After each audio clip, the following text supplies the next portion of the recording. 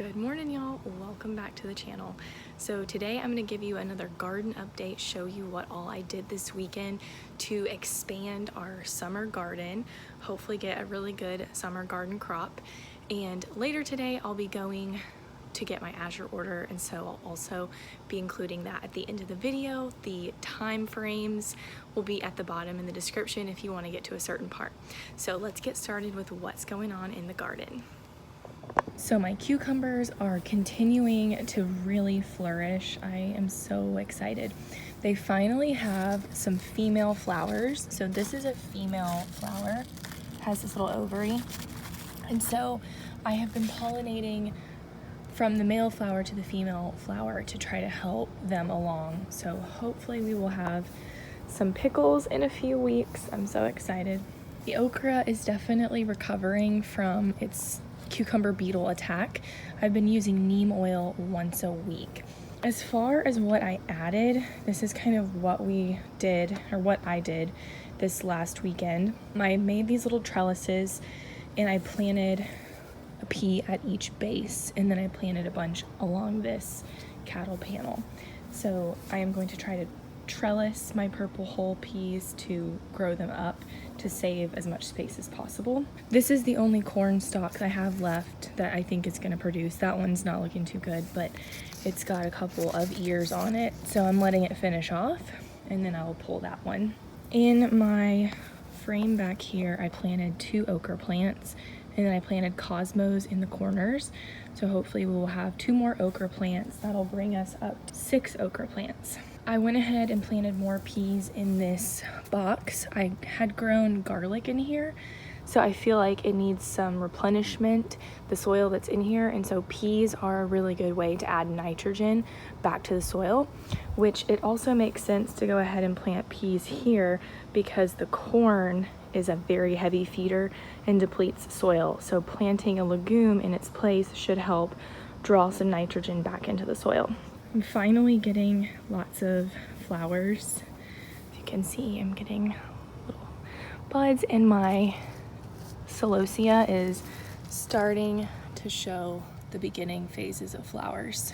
Back here we're still going strong. I did have a squash plant that I got rid of because it got attacked by squash bugs. I did not know what the little baby squash bugs looked like, and it was totally covered in those for like days, and I didn't know what they were. So I figured that out and was just like, yeah, I'm getting rid of this because I think it was too late. So, and the plant was really not doing very well. I do have this plant growing out of my compost pile, and I don't know what it is. So it's very healthy though, and we're just gonna let it go for now. I have my other 2 squash really, well, these are actually zucchini. I have them very protected, so we are trying to keep squash bugs and squash vine borers away. So this has worked so far. It's double netting on this one, and then I also have foil on the stem. My little herb garden is doing really well. Everything is really starting to gain some momentum. It's been such a slow process. And then my Malabar spinach came up a few days ago, and it is a heat tolerant spinach. So if you're in a really hot place, look into Malabar spinach. It's vining and it likes the heat and does well in the heat. So it's a good one to grow.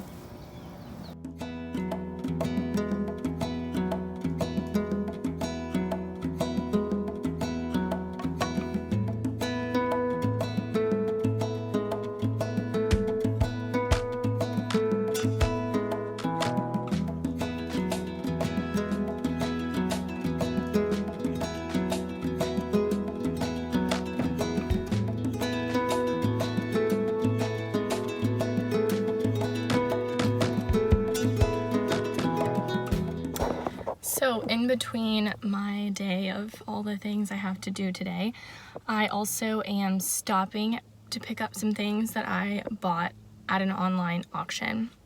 It's my first time doing an online auction and it was definitely a little intimidating to dive into it and try it. And I only ended up spending $4, so that's good, I guess. I got a shelf like a shelving unit, a small shelving unit for $3 that I'm gonna use just in a closet or in the garage to help organize some stuff. I'm always looking for cheap shelving to help me out around the house. And then aside from that, I picked up, it was like a lot of sewing and knitting supplies, and it was kind of hard to tell what was all in it, but it looked like a lot of good needlepoint thread and some instructional books, and I paid $1 for all of it, so I don't know exactly what all I got. I bid on several other things, but ended up not getting them because I just didn't want to spend what they wanted for them. So anyway, if you are someone who's trying to build up your home as a housewife and you're on a really tight budget like we are, auctions can be a way to go because you can find things like shelving and baskets, and a lot of times it's cheaper than the thrift store. Look into that in your area and see if that's a way that you can help your family with getting things that you want or need. So hopefully my shelf is worth the whole $3 I paid. All right, y'all, so this is the shelf that I got from the auction for $3. It is really, you know, it's not the cutest shelf, but it's perfect for what I need functionality wise. This is in my garage and we're just gonna use it for shoes for now, but I'm also considering using it inside for like extra food storage and just using it to kind of organize things inside. So we'll see, but that is what I got. Now let me show you the sewing stuff I got. Okay, I am so excited. I paid $1 for all of this stuff, and I got a metal embroidery hoop, which is probably the thing that I'm the most excited about. I actually did not know that this was gonna be in there, and that is so exciting because those are kind of expensive, and it is a hobby that I really, really want to learn. I want to learn needlepoint, but taking up new hobbies is always expensive. So anyway, that's super cool. It came with a bunch of knitting needles. I believe these are knitting needles. I don't think no, they're not crochet. I've also wanted to learn to knit, so here I go. I've got a bunch of needles to get started with. I'm so excited. And let's see what else is in here. Just, this looks like crochet stuff, and oh, and she has started, she was crocheting. Oh my gosh, look at that. Gosh, this stuff is so precious. You know, this was someone's whole life that they were selling, and it's crazy. Just some books, I don't know what these really are, and just some things that she had already made. I don't know what these are. Used for pot holders, maybe? Oh, look how pretty that is. Oh, that's so cute. Oh, it's not finished, but maybe I can finish it. And then a bunch of just like yarns and things. So there's like a lot of these different threads. I guess these are all used for various things. There's something started in here too. Oh my goodness, I'm just so excited about this. So what is this? Oh, I'm not sure what this is, but that's kind of fun. I don't know the terminology for any of this. Is this like a loom of some sort? This is so cool. So cool. So many tools to get started on a new hobby. All of these little flowers are so cute. Oh my goodness, look at this. Aw. Some random, what is this? Paper streamers. This looks like quilting, like she was working on a quilt of some sort with little bows. Oh my goodness. Oh, this is precious. Well, I'm grateful to have this. I'm gonna show it lots of love, and I'm just really excited that I wonder what she did with these. The bow in the middle, huh? I don't know. All right, so that is what I got. So I feel like over the last 2 years that I've stopped working and just been majority of my time a housewife and mom, I feel like the Lord provides in so many interesting and special ways. Like, I have wanted to pick up a knitting hobby and a needlepoint hobby for a long time. And it's always like, it's expensive, you know, it's just expensive to get started on things. And he provided this, he provided a shelf, you know, it's like little things, but it makes your home functional and organized and homey and just all of that. And so I'm just so grateful. Okay, so I am back from picking up my Azure order. I also popped into Aldi and Home Goods. I had to get some stuff from Home Goods for our trip. And then I also took a look at the food section and picked something up. So let's go ahead and go through all the stuff I got. So from Azure, again, it was a really small order this month, but I could not do without my cheese. So y'all know I love this cheese.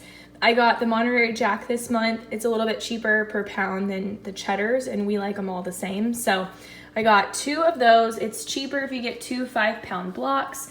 Again, they last a long time. So sell by date is February 18, 23. So long time. When you open it, obviously it will start to, you know, go bad quicker. So I have never had good experience with freezing it, and it changes the texture. And then some of you commented that if you shred it and then freeze it, it works fine. So that's what people have commented. So if you feel like you need to freeze it, that's something you can do. I just don't feel like I ever need to freeze it, because if I keep it wrapped, if I keep one of them wrapped up and then I'm going through the other, we just don't have a problem with it. But you know, shredding and freezing would also save a lot of time in some of your recipes. We just often are slicing and eating, so it kind of depends on what you want to do, but that's just a note of what people have said. I got these 2 yogurts for mega cheap, which was so exciting. The reason I got them for mega cheap was because they are expiring like today. You know, I'm not saying go out and buy expired yogurt or anything, but also this is a best before date, which is not considered expiration. And in my experience, yogurt usually goes past the date.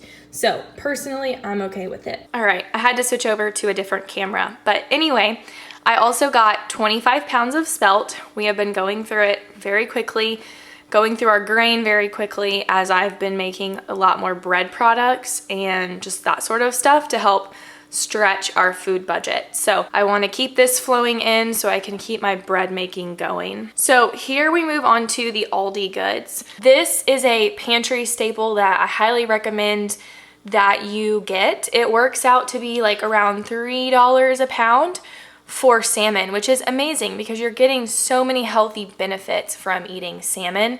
Lots of protein, lots of omega-3s, you even get calcium from the bones. So it's a food I highly recommend you keep on hand. I always grab a couple every time I go just to kind of keep my stock up. We really like this Asiago cheese baked into our cheese casserole. Wow, cheese casserole sounds great. Our egg casserole. So I picked up a couple of those. I grabbed some pickles. I'm putting those aside for our trip. I grabbed these. These are also going to be for our trip. It is such a treat for us to have plantain chips with guacamole. We love that combination. And so we're gonna have that one night on our trip.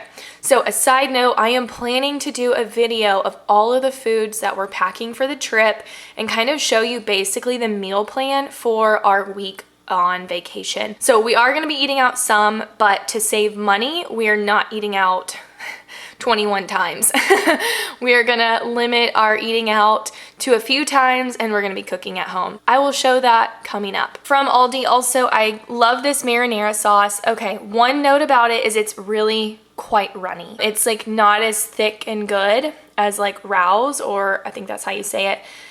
Some of those other more expensive ones, but for pizza, it works really just fine. What I do with it is I will freeze it in tiny little cubes and then defrost a couple of cubes when I'm making pizza, and that's just how I go about it, using it. So I mainly use this one for pizza. If I'm making pasta, I'll use a more expensive, creamier sauce. I grabbed some sliced carrots. I just grab these things when I have a little extra money in my budget, just to put back as extra food storage, or things that if I don't use, I will donate to the food pantry. I really like to grab these juices from Aldi. They have several different flavors.